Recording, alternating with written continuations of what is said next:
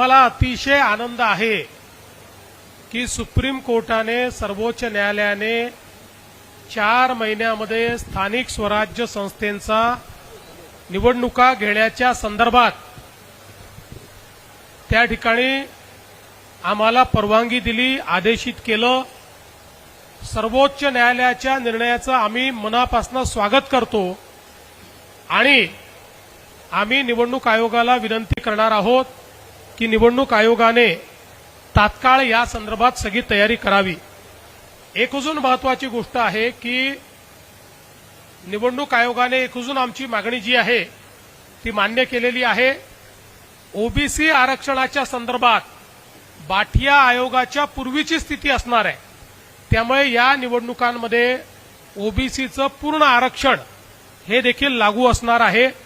मला असं वाटतं याचं देखील मी आम्ही अतिशय मनापासून स्वागत करतो।